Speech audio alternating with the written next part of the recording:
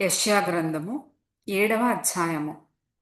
యూదా రాజైన ఉజ్జియా మనుమడును యోతాము కుమారుడునైన ఆహాజు దినములలో సిరియా రాజైన రెజీనును ఇశ్రాయేలు రాజును రెమల్యా కుమారుడునైన పెకహును యుద్ధము చేయవలెనని యెరూషలేము మీదికి వచ్చిరి గాని అది వారి వలన కాకపోయెను.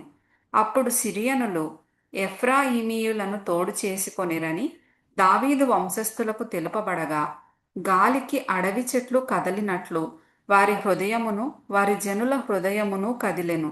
అప్పుడు యెహోవా యెషయాతో ఈలాగు సెలవిచ్చెను: ఆహాజునెదుర్కొనుటకు నీవును నీ కుమారుడైన షయర్యాషూబును చాకిరేవు మార్గమున పై కోనేటి కాలువ కడకు పోయి అతనితో ఈలాగు చెప్పుము: భద్రము సుమి, నిమ్మళించుము. పొగరాజుచున్న ఈ రెండు కొరకంచు కొనలకు అనగా రెజీనును సిరియనులు రెమల్యా కుమారుడును అనువారి కోపాగ్నికి జడియకుము. నీ గుండె అవ్యనీయకుము.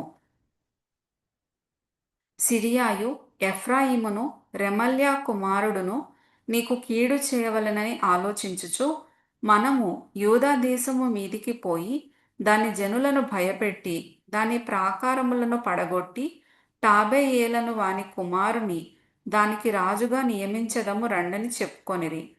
అయితే ప్రభువైన యెహోవా ఈలాగు సెలవిచ్చుచున్నాడు: ఆ మాట నిలువదు, జరుగదు. దమస్కు సిరియాకు రాజధాని, దమస్కునకు రెజీను రాజు. 65 సంవత్సరములు కాకమునుపు ఎఫ్రాయిము జనము కాకుండా నాశనమగును. షోమ్రోను ఎఫ్రాయిమునకు రాజధాని, షోమ్రోనునకు రెమల్యా కుమారుడు రాజు. మీరు నమ్మకుండిన ఎడల స్థిరపడక యుందురు. యెహోవా ఇంకను ఆహాజునకు ఈలాగు సెలవిచ్చెను: నీ దేవుడైన యెహోవా వలన సూచన నడుగుము. అది పాతాళమంత లోతైననూ సరే, ఊర్ధ్వలోకమంత ఎత్తైననూ సరే. ఆహాజు నేను అడుగను, యెహోవాను శోధింపనని చెప్పగా అతడు ఈలాగు చెప్పెను: దావీదు వంశస్థులారా వినుడి. మనుష్యులను విసికించుట చాలదనుకొని నా దేవుని కూడా విసికింతురా? కాబట్టి ప్రభువు తానే ఒక సూచన మీకు చూపును. ఆలకించుడి. కన్యక గర్భవతి అయి కుమారుని కని అతనికి ఇమ్మానుయేలను పేరు పెట్టును. కీడును విసర్జించుటకును మేలును కోరుకొనుటకును అతనికి తెలివి వచ్చినప్పుడు అతడు పెరుగు తేనెను తినును. కీడును విసర్జించుటకును మేలును కోరుకొనుటకును ఆ బాలునికి తెలివి రాకమునుపు నిన్ను భయపెట్టు ఆ ఇద్దరు రాజుల దేశము పాడు చేయబడును.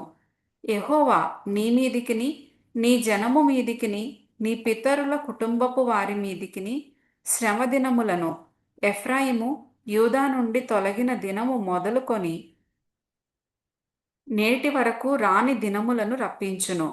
ఆయన అష్షూరు రాజును నీ మీదికి రప్పించును. ఆ దినమున ఐగుప్తు నదుల అంతమందున్న జోరీగలను అష్షూరు దేశములోని కందిరీగలను యెహోవా ఈలగొట్టి పిలుచును. అవి అన్నీయు వచ్చి మెట్టల లోయలలోనూ బండల సందులలోనూ ముండ్ల పొదలన్నిటిలోనూ గడ్డిబీళ్లన్నిటిలోనూ దిగి నిలుచును. ఆ దినమున యెహోవా నది యూఫ్రటీసు అద్దరి నుండి పూలికి వచ్చు మంగళ కత్తి చేతను అనగా అష్షూరు రాజు చేతను తల వెంట్రుకలను కాళ్ల వెంట్రుకలను క్షౌరము చేయించును. అది గడ్డము కూడను గీచివేయును. ఆ దినమున ఒకడు ఒక చిన్న ఆవును 2 గొర్రెలను పెంచుకొనగా అవి సమృద్ధిగా పాలిచ్చినందున అతడు పెరుగు తినును. ఏలయనగా ఈ దేశములో విడువబడిన వారందరూ పెరుగు తేనెలను తిందురు.